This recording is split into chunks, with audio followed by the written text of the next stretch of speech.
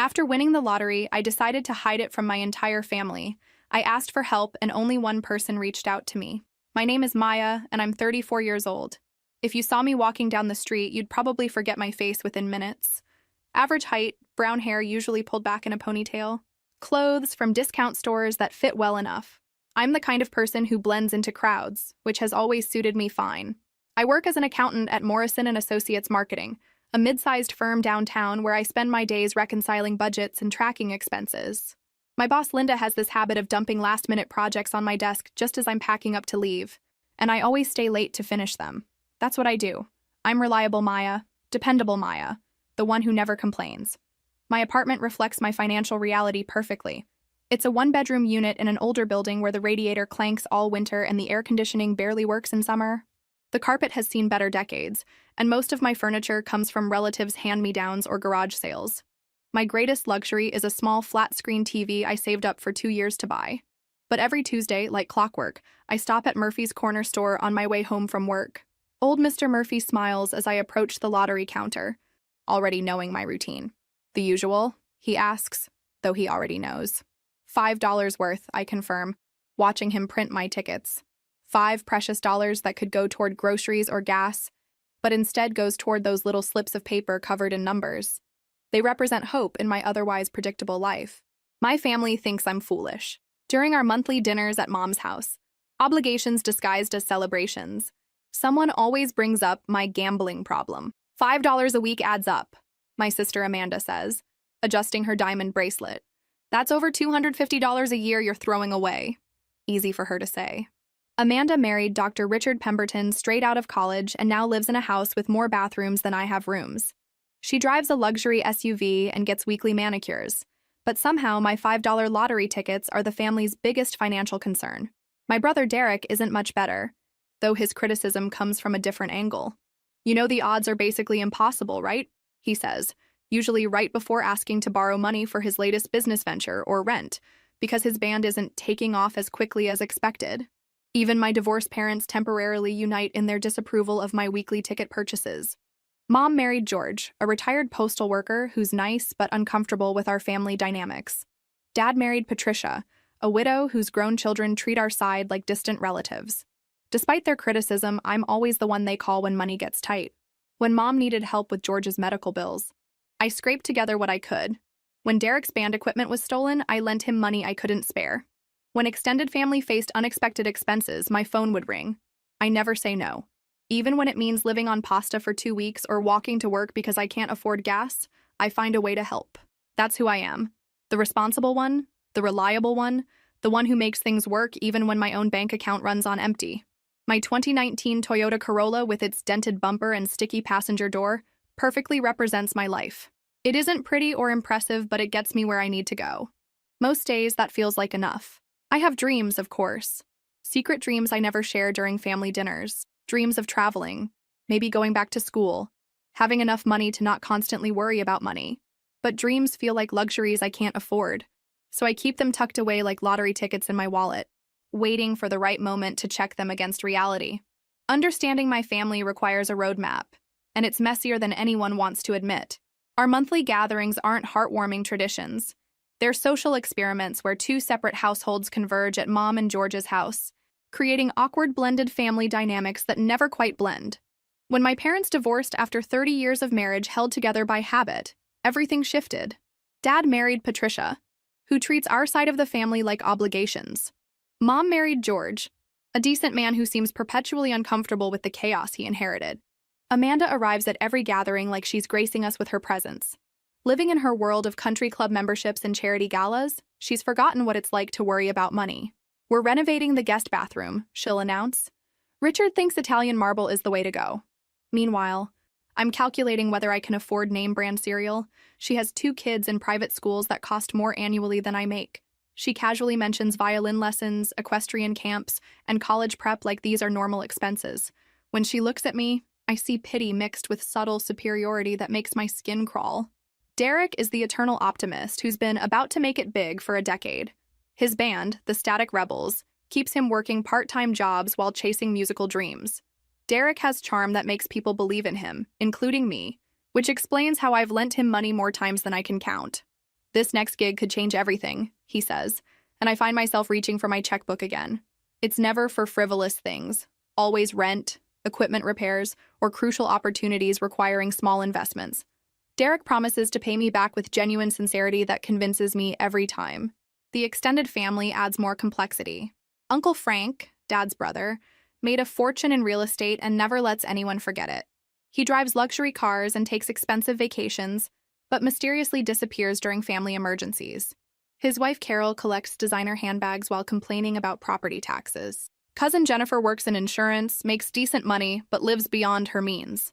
She shows up discussing shopping sprees while quietly asking for grocery help until payday. Then there's Aunt Rose, Mom's older sister, who stands apart from this complicated web. She's a retired elementary school teacher living modestly in a small house across town. While everyone discusses financial ups and downs like dinner conversation, Rose quietly listens, occasionally offering wisdom we're too caught up in drama to appreciate. Rose never married, dedicating her life to teaching and caring for aging parents. She lives on her pension and Social Security, driving a car older than mine, shopping with Sunday paper coupons. But she has this contentment I envy, peace that comes from knowing exactly who she is. What strikes me about family gatherings is the unspoken scorekeeping. Everyone mentally tracks who's doing well, struggling, or owes what to whom. Money is both endless conversation and underlying tension coloring every interaction. I'm the family's unofficial bank. When Amanda needed down payment help, I emptied my savings. When Derek's equipment was stolen, I put replacement costs on my credit card. When relatives faced medical bills or car repairs, they knew I'd find ways to help, even when I had to sacrifice. But help only flows one way. When I had car troubles or missed work while sick, everyone was too stretched to assist. They'd express sympathy and suggest I be more careful with money or find better work, as if these hadn't occurred to me. During these dinners, I'd catch Aunt Rose watching family dynamics with knowing eyes. She'd catch my gaze and give small smiles that seemed to say she understood something the rest didn't. My 34th birthday fell on a Tuesday, which felt perfectly fitting. Tuesdays were lottery days, so celebrating another year of ordinary life on my weekly rebellion day seemed poetic. The day was unremarkable. Linda piled extra work on my desk as if she'd forgotten my birthday. I spent the afternoon reconciling messy accounts while my phone buzzed with generic birthday texts. Amanda's cake emojis, Derek's promise to call later, and a sweet note from Aunt Rose inviting me to weekend dinner. At Murphy's Corner Store that evening, I decided to do something different. Instead of random numbers, I chose ones that meant something. Mom's birthday, Aunt Rose's age, the date Derek and I learned to ride bikes, Amanda's anniversary, even our childhood home address. Feeling lucky today? Murphy asked, handing me the tickets. It's my birthday, I said, as if that explained anything. Well, happy birthday. May this be the year everything changes. His words would prove prophetic. I went home to my empty apartment, heated leftover Chinese takeout, and settled with wine in front of my TV, my one birthday indulgence. The lottery drawing wouldn't air until 11, so I watched a mindless romantic comedy, trying not to think about spending my birthday alone. When the drawing started, I almost didn't pay attention. This routine had become so automatic I barely watched anymore. But something made me look up as numbers were called. The first matched, then the second. By the third, my heart started racing. Fourth number matched, then the fifth. When the sixth and final number was called, I stared at my ticket in complete disbelief. I checked again, then again. I grabbed my laptop and verified on the official lottery website. $47 million. I had won $47 million. My first instinct was calling someone to share this incredible news. I reached for my phone to dial Amanda, then stopped. Something held me back. Maybe all those years as the family ATM, or some instinct I didn't understand yet. Instead, I spent hours researching what happened to lottery winners. What I found made my stomach turn. Story after story of families destroyed by sudden wealth, winners sued by relatives, people crawling out with outstretched hands, fortunes lost within years because they couldn't say no. There was the Ohio woman whose sister sued for half the winnings, claiming they'd agreed to share any wins. The Florida man whose son tried having him declared mentally incompetent to control the money. The New Jersey couple who went bankrupt after 5 years, having given away so much they couldn't manage what remained. But one story haunted me most. Patricia, who'd won $86 million and immediately told her extended family, thinking shared fortune would bring everyone closer. Instead, it destroyed relationships built over decades. Relatives who'd never spoken became best friends long enough to ask for money. Family gatherings turned into negotiation sessions. People who'd once loved her saw her as nothing but a funding source. Patricia ended up cutting contact with most family and moving across country, but damage was done. She'd given away so much trying to make everyone happy that she'd compromised her own security. In interviews, she said the saddest part wasn't losing money. It was learning some people only valued her for what she could give. Reading these stories in my quiet apartment, clutching my winning ticket, I realized I faced a choice defining the rest of my life. I could announce my win and watch family dynamics change forever, possibly destroying relationships. Or I could keep this secret and use it wisely, protecting both money and people I cared about. The more I thought, the more I realized this windfall represented something bigger than money. It was an opportunity to discover who my family really was, not who they claimed to be, but who they truly were when faced with someone else's need. As dawn broke, I made a decision that would change everything. I wasn't telling anyone about the lottery win. Not yet. First, I was going to find out who my family really was.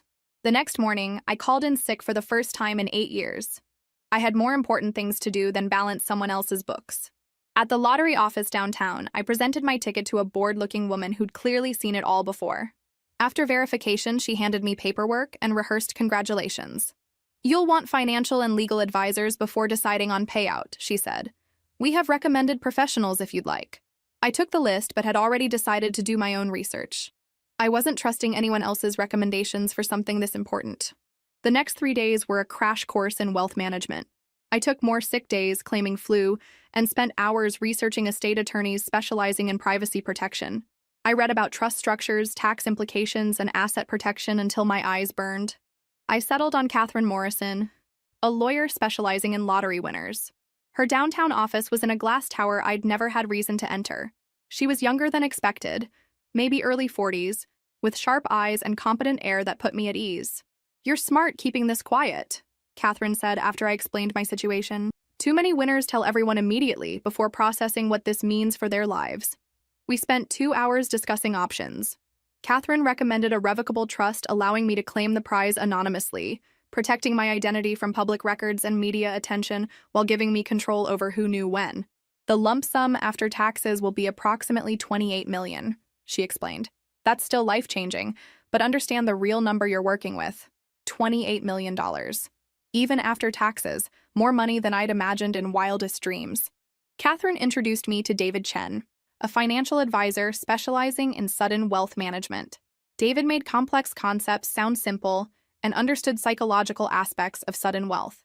"Money itself isn't the challenge," David explained. "The challenge is how it changes relationships and self-perception. You'll discover things about people in your life that might be difficult to accept." Together, we developed a comprehensive plan. Most money would be invested conservatively, generating enough passive income for comfortable living without touching principal. A smaller portion would be set aside for charitable giving and potential family assistance. Most importantly, the plan included maintaining my current lifestyle while figuring out next steps. Catherine advised continuing work temporarily to avoid suspicions. David suggested keeping my old car, apartment, everything signaling nothing had changed. "This gives you time to think clearly," Catherine said. "You can observe how people treat you when they think you have nothing versus how they might treat you knowing the truth." The trust was established within a week. Officially, the prize had been claimed by the Mountain View Foundation, a name Catherine suggested that sounded institutional and boring. Money was safely invested, paperwork filed, and to the world I remained the same struggling accountant. But internally, everything changed. I walked, slept, even breathed differently. There was constant awareness of living a double life. At work, I balanced others' budgets while sitting on unimaginable fortune. At family gatherings, I listened to money troubles and financial stress, while knowing I could solve everyone's problems with one phone call. The secret's weight was heavier than anticipated. Every conversation felt like performance. Every interaction filtered through this new reality I couldn't share. My apartment looked the same but felt different. The secondhand furniture and worn carpet didn't bother me anymore because I knew they were temporary. The dented car didn't embarrass me because I was choosing to drive it. But the hardest part was loneliness. I'd gained financial security beyond wildest dreams, but lost ability to be genuinely spontaneous with anyone. Every relationship came with questions about what would happen if they knew the truth. That's when I started developing the plan that would change everything. The plan took shape over a week, refined during lunch breaks and finalized during evening walks. It was elegantly simple, which made it feel both perfect and terrible. I would tell my family I'd lost my job at Morrison and Associates. Not just any job loss, but sudden downsizing that left me scrambling.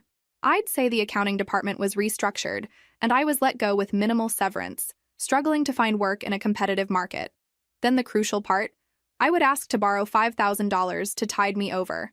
It wasn't a fortune, but enough that helping would require genuine sacrifice from most family members.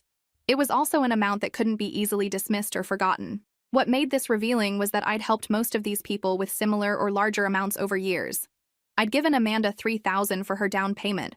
I'd lent Derek nearly $4,000 for band expenses.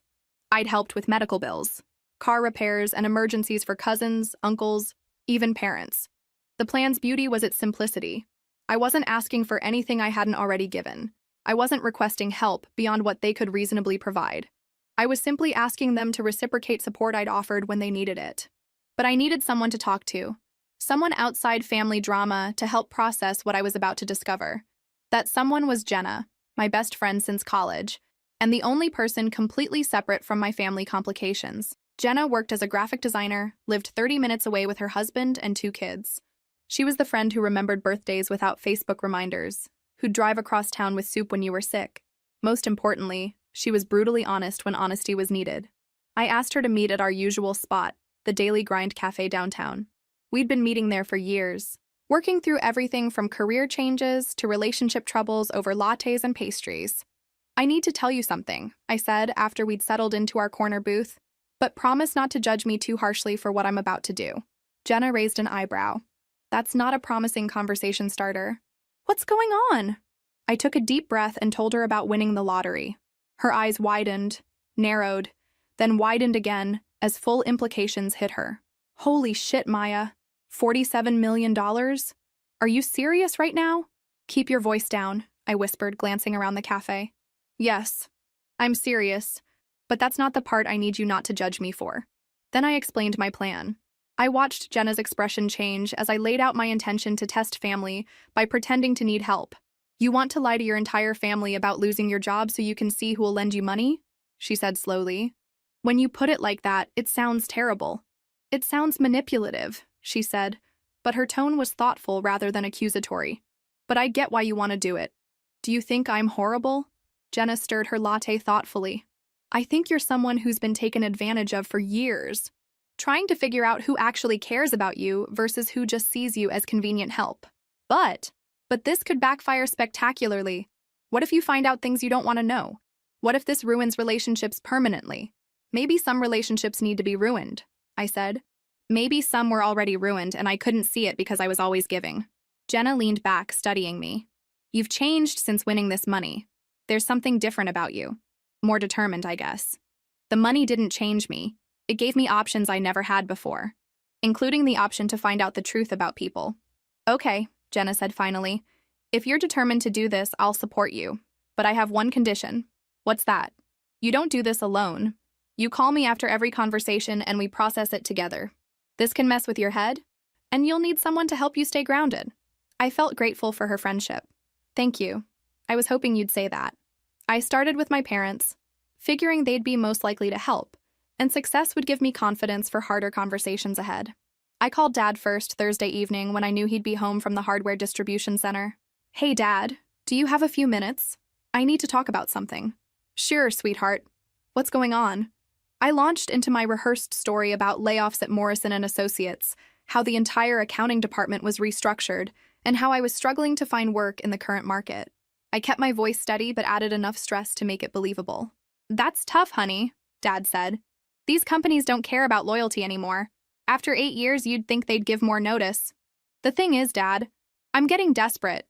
My savings are running out faster than expected, and I've got rent and car payments coming. I was wondering if maybe you and Patricia could help with a loan. Just $5,000 to get me through until I find something?" There was a pause. A long pause. $5,000? Dad's voice became cautious. "Maya, that's a lot of money. Patricia and I are saving for our trip to visit her daughter in Colorado, and we've got our own expenses. I know it's a lot. I wouldn't ask if I wasn't really struggling. You know I've always been responsible with money. Well, maybe we could help with a few $100s. But $5,000? That's just not realistic right now." After hanging up, I sat in my kitchen feeling punched in the stomach. A few $100s. From the man I'd helped with 2,000 when his roof needed emergency repairs last year. I called Mom next, hoping for different response. "Oh, honey, that's terrible," Mom said after hearing the same story. "But you know George worries about his own job security. The Postal Service keeps talking about cuts, and we're trying to be really careful with spending. I understand, but I'm really in a bind.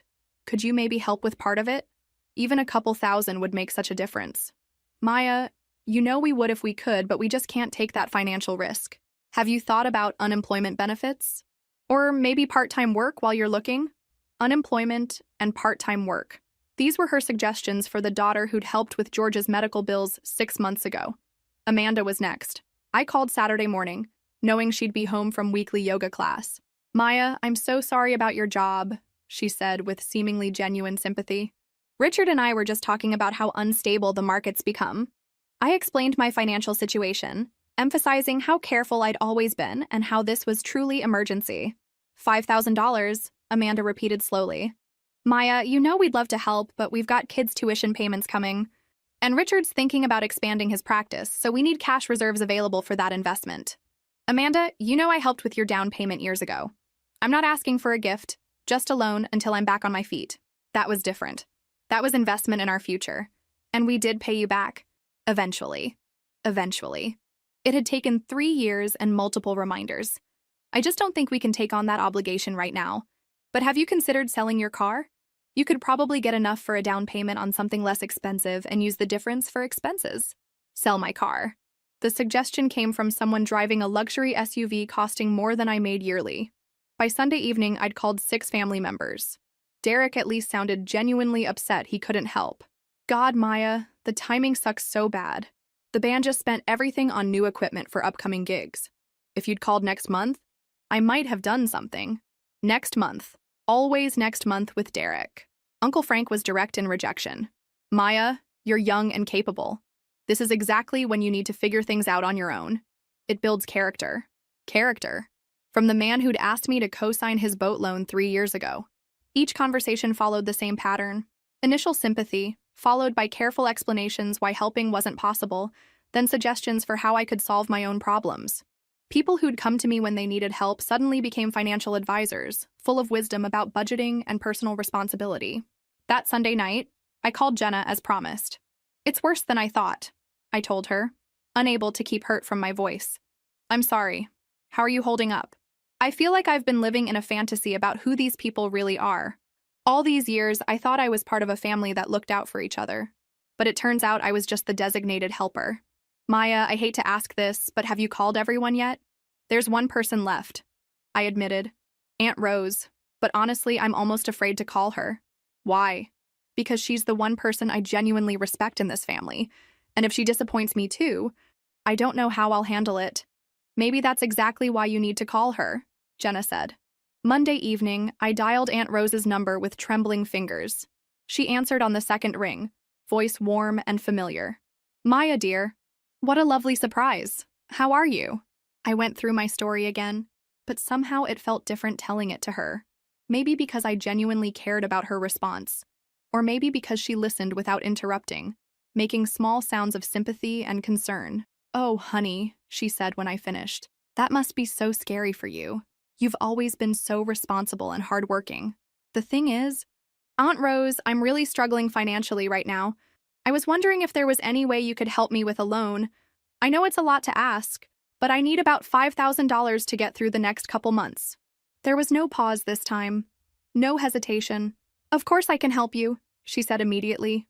"I don't have $5,000 in my checking account, but I have about $3,000 in savings that I can transfer tomorrow.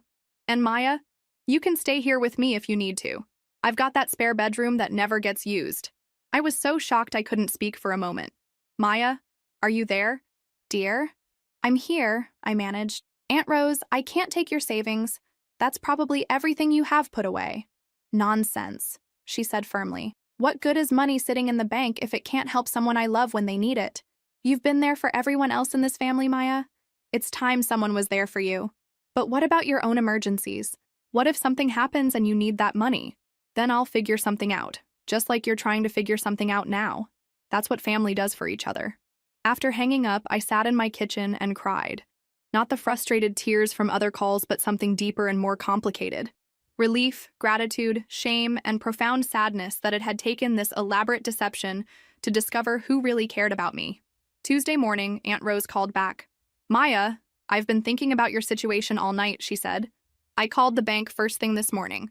I can get you $3,500 today, and I should be able to manage another $1,500 by week's end." "Aunt Rose, no, I can't let you empty your entire savings account for me." "You're not letting me do anything," she said with gentle laugh. "I'm choosing to do this. There's a difference." That afternoon, she drove to my apartment in her ancient Honda Civic with the retired teacher. "Every child was my child" bumper sticker. She handed me an envelope with $3,500 in cash. "I wanted to bring it in person," she said, "so I could give you a proper hug and tell you everything's going to work out." As Aunt Rose hugged me in my living room, I realized I was facing a moral crisis I hadn't anticipated. Here was this wonderful woman, sacrificing her financial security for someone she loved, and that someone was lying to her about needing help. "Aunt Rose," I said as we sat on my couch, "can I ask you something?" "Of course, dear." "Why didn't you hesitate? Everyone else I called had reasons why they couldn't help, but you didn't even pause to think about it." She was quiet for a moment, looking out my window at the parking lot where her old car sat next to my dented Corolla. "Do you know why I never married, Maya?" I shook my head. "It wasn't because I never fell in love. I did, several times. But I learned early that you can tell everything you need to know about a person by watching how they treat people who can't do anything for them in return." She turned to look at me directly. "I've watched you your whole adult life, Maya. I've seen you help people who never said thank you, lend money to people who forgot to pay you back, and show up for family members who were conveniently busy when you needed support. You give because you care, not because you expect something in return. But how do you know I'm not just like everyone else? How do you know I wouldn't disappoint you if our situations were reversed?" Aunt Rose smiled and patted my hand. "Because, dear one, I've been watching. And in 40 years of teaching, I learned that character isn't what people do when they think someone's paying attention. It's what they do when they think no one is looking." I couldn't sleep that night, knowing Aunt Rose's savings account was $3,500 lighter because of my deception. Every time I closed my eyes, I saw her writing that check with such confidence, such love, such complete trust in someone who was lying to her. Thursday evening, I drove to her house. It was a small bungalow built in the 1950s. With a garden full of vegetables and flowers she tended herself. The interior was exactly what you'd expect from a retired teacher. Bookshelves everywhere, comfortable furniture that had seen decades of use, walls covered with artwork from former students. "Maya," she said, opening the door with a smile. "What a wonderful surprise. Come in, dear. I was just making some tea." We sat in her living room, surrounded by evidence of a life spent caring for others. Thank you cards from students, photos of children who'd visited years after graduation, small gifts speaking of relationships maintained long after classroom connections ended. "Aunt Rose," I began, hands trembling as I held my teacup, "I need to tell you something, and I need you to let me finish before you respond." Her expression became serious, but she nodded encouragingly. "I lied to you about losing my job. I lied to everyone. I still work at Morrison & Associates, and I'm not in any financial trouble." I watched her face carefully, expecting shock or anger, but she simply set down her teacup and waited for me to continue. 3 weeks ago, I won the lottery, $47 million. After taxes, it's about $28 million. I hired lawyers, set up trusts, invested the money, and decided not to tell anyone in the family. Aunt Rose's eyebrows rose slightly, but she still didn't speak. I wanted to find out who really cared about me, not just who needed something from me. So I made up this story about needing help, and I asked everyone for $5,000. Everyone except you found reasons why they couldn't help, even though I've helped all of them with similar amounts over the years. My voice started breaking as I continued, but you didn't hesitate. You offered me your entire savings account, and you did it with such love and generosity that I realized I'd become someone I didn't want to be. Someone who would test people she cares about instead of just trusting them. "I'm returning your money, Aunt Rose. I'm sorry I lied to you, and I'm sorry I made you question your own financial security because of my deception." For a long moment, we sat in silence. Then Aunt Rose began to laugh. Not bitter laughter, but something warm and knowing.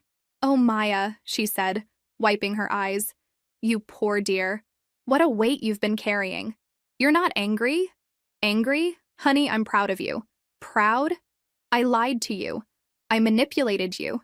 You tested people who had given you every reason to doubt their loyalty, she said gently. And when you realized your test had hurt someone who didn't deserve it, you chose honesty over convenience. That takes courage. She leaned forward and took my hands in hers. Maya, can I tell you something about your family that you might not realize? I nodded, still feeling ashamed.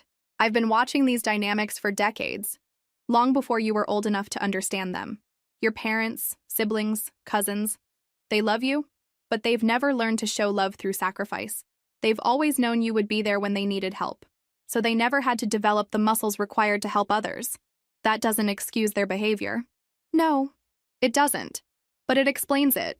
You've been so reliable, so consistently generous, that they started taking you for granted. They began seeing your help as a given rather than a gift. Aunt Rose stood and walked to her kitchen, returning with homemade cookies. I've been thinking about this since I gave you that money, she said. Something about your situation didn't feel right to me. Not because I doubted you needed help, but because it seemed out of character for you to ask for it. You knew I was lying? I suspected something was going on, she admitted. But I also knew that whatever was really happening, you needed something from me. Maybe not money, but something. So I gave you what you asked for and trusted you'd tell me the truth when you were ready. I stared at her, amazed once again by her wisdom. Aunt Rose, what should I do about the rest of the family? Should I tell them the truth? That depends. What do you want to accomplish? I want them to understand how their behavior affects other people. I want them to know that relationships can't be one-sided forever. And do you think telling them about the lottery will accomplish that? I thought about it. No. I think it would just make them angry and defensive. They'd focus on the deception instead of examining their own actions. Then maybe there's another way to have that conversation? What do you mean? Aunt Rose smiled. You don't have to reveal the lottery to confront them about their responses to your request for help. You can address the real issue, the fact that they weren't there when you asked for support, without getting into the complexities of your financial situation. You think I should tell them I found another solution to my money problems? I think you should tell them exactly what you've learned about reciprocity in relationships. Whether that includes the lottery is up to you. The monthly family dinner was scheduled for Sunday at Mom's house. I spent the week planning what I would say, how to address what happened without revealing the full truth about my financial situation. I arrived with different energy than I'd ever brought to these gatherings. Instead of the usual nod of anxiety, I felt calm and purposeful. I had information now, data about who these people really were, and that knowledge was both painful and liberating. Everyone was already there when I walked in. Amanda showed off photos of her kids' latest achievements, while Derek tuned his guitar in the corner. Adults made small talk about work and weather while George grilled burgers on the back patio. Maya, Mom called from the kitchen. How are you doing, honey? Any luck with the job search? This was my opening. Actually, I have good news about that, I said loudly enough for everyone to hear. I found something. It's a better position than I had before, with a significant salary increase. The room buzzed with congratulations and relief. Dad patted my shoulder. Amanda hugged me. Derek called out, "Way to go, sis," from across the room. That's wonderful, dear, Aunt Rose said, giving me a knowing look. I'm so happy everything worked out for you. Actually, I continued, my voice still carrying across the room, I want to talk to everyone about something while we're all together. Conversations died down as people turned their attention to me.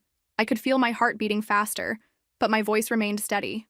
A few weeks ago, when I told you all about losing my job, I reached out asking for help. Specifically, I asked to borrow $5,000 to get me through until I found new work. I could see some people shifting uncomfortably, probably remembering their responses.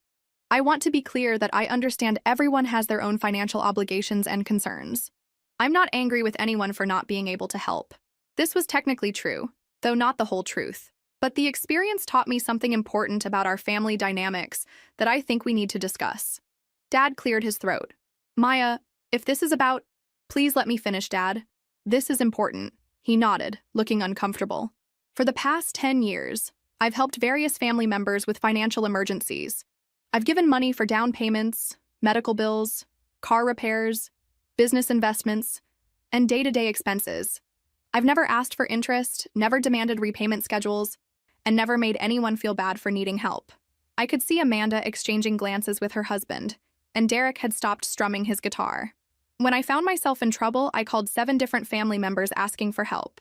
Only one person offered to assist me, and she offered to give me her entire life savings. All eyes turned to Aunt Rose, who smiled serenely and continued eating her potato salad.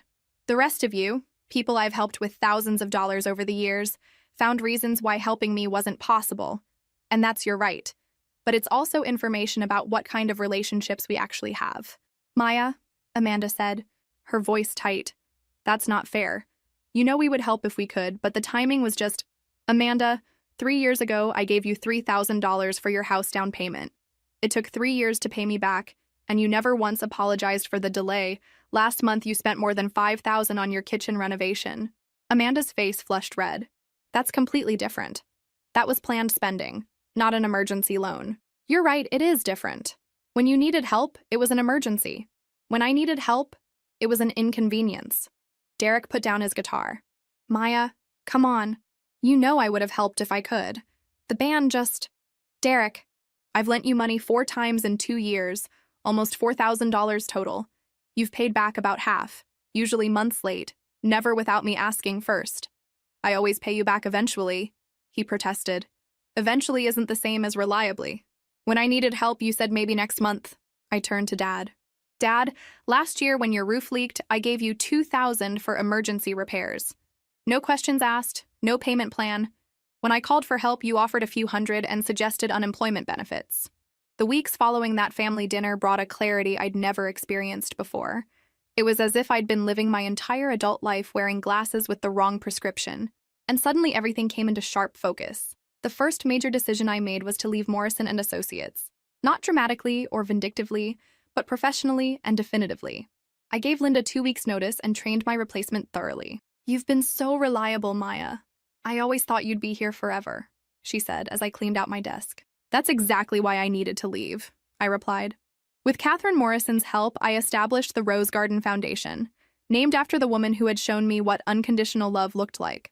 The foundation's mission was to assist elderly individuals struggling financially, particularly retired teachers and other public service workers who had dedicated their lives to helping others. David Chen helped me structure the foundation's finances conservatively.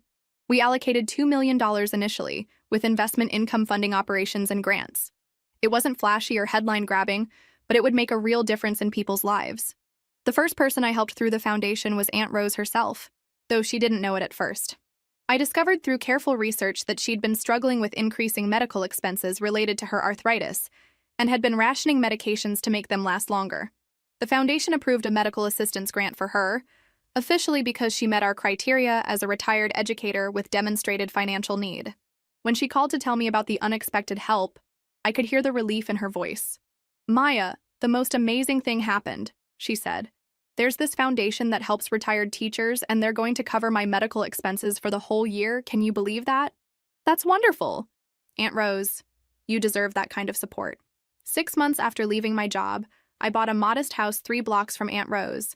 Nothing extravagant, a 2-bedroom ranch with a small yard and updated kitchen. To anyone observing, it looked like a reasonable upgrade for someone with a new, better-paying job. Aunt Rose was delighted to have me as a neighbor. We started sharing dinner twice a week, alternating between our houses. She taught me to garden, and I helped her with technology and household repairs becoming difficult for her arthritic hands. The foundation work gave me a sense of purpose I'd never had in accounting.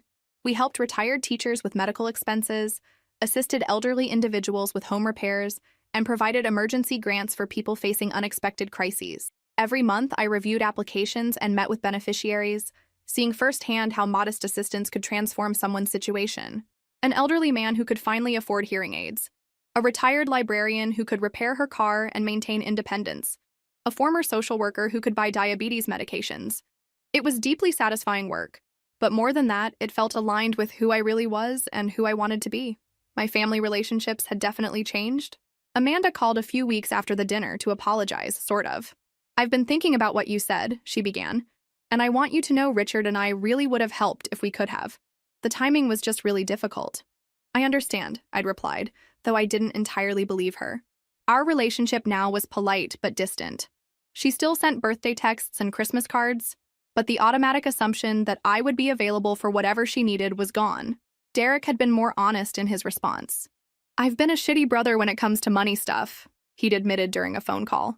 I always just assumed you were better at handling things than I was, so it was okay for me to be irresponsible because you'd figure it out. I'm not your backup plan anymore, Derek. I know, and I'm trying to do better. To his credit, Derek had started managing his finances more responsibly. He'd gotten a steady part-time job in addition to his music, and had even paid me back $200 without being asked. 1 year after that transformative family dinner, I was sitting in my garden on a warm Saturday morning, reviewing grant applications for the Rose Garden Foundation. The morning sun filtered through the oak tree I'd planted in spring, and I could hear Aunt Rose humming while she worked in her yard next door. The foundation had grown beyond my wildest expectations.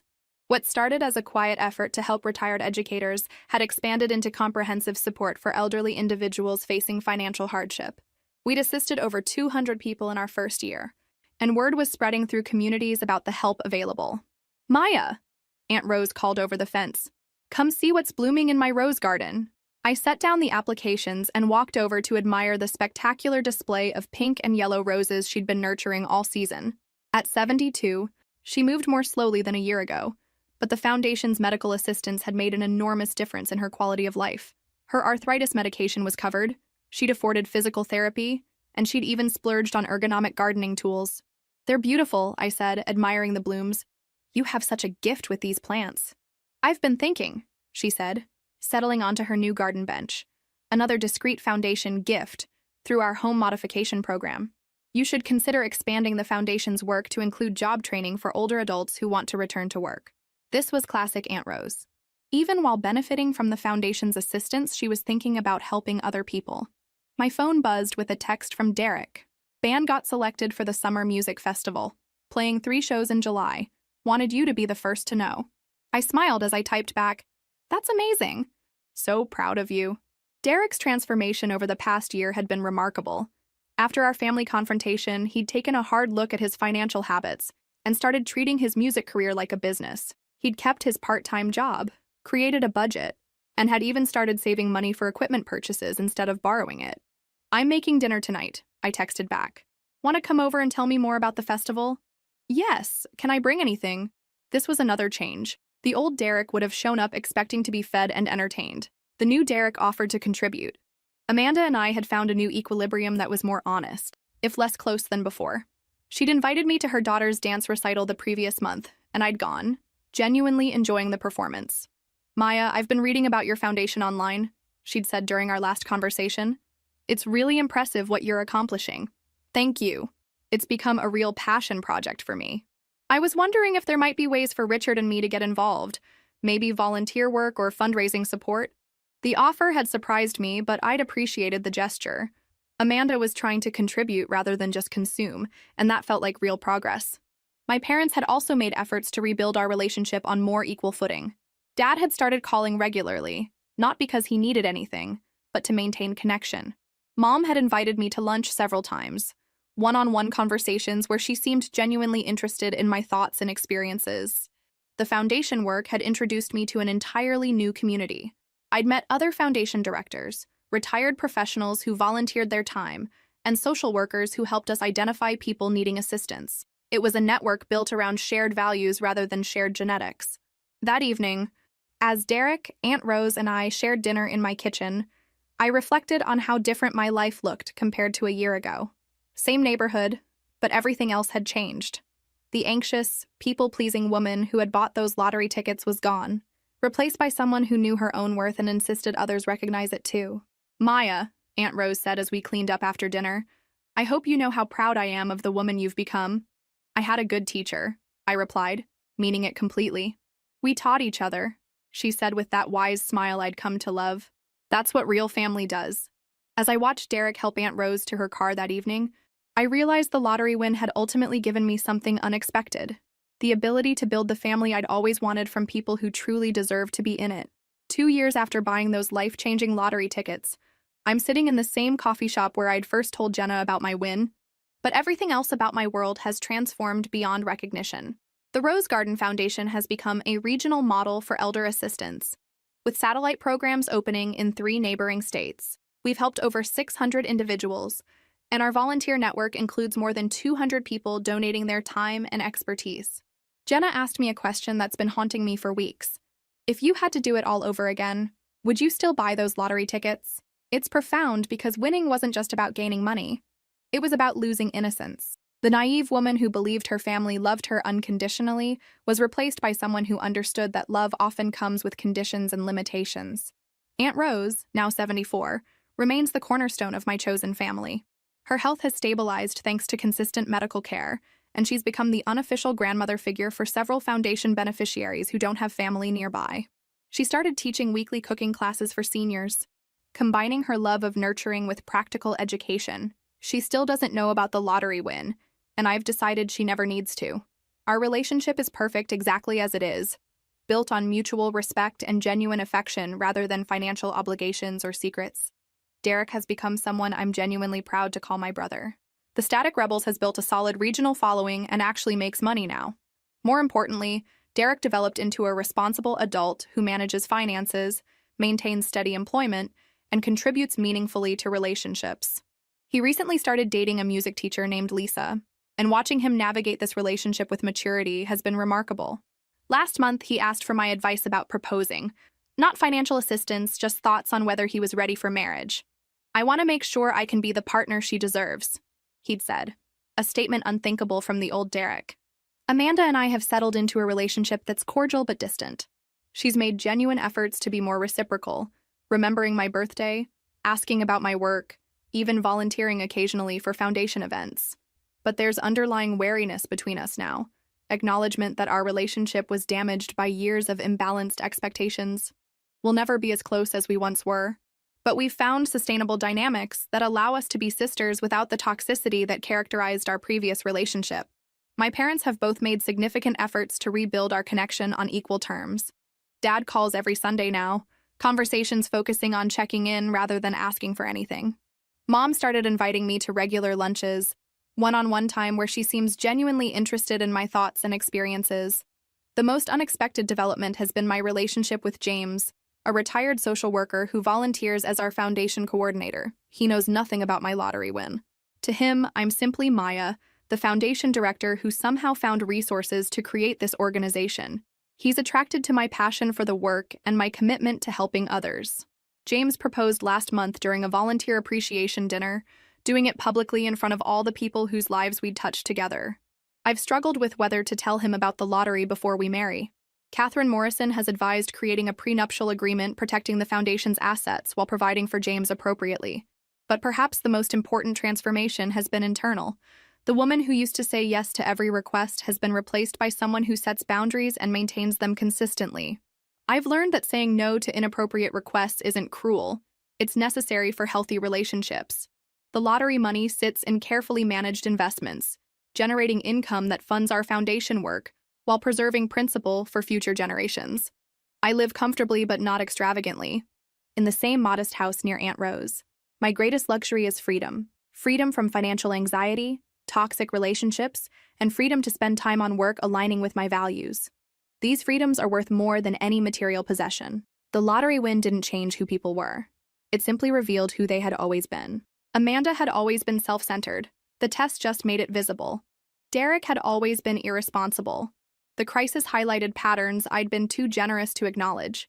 But Aunt Rose had always been loving and generous. If I could change anything, I wouldn't change buying those tickets. Winning that money, confronting my family, or establishing boundaries. All those experiences led me to this life, surrounded by people who value me authentically, where my work makes meaningful difference, and where I wake up every morning knowing exactly who I am and what I stand for. The lottery win gave me something more valuable than money.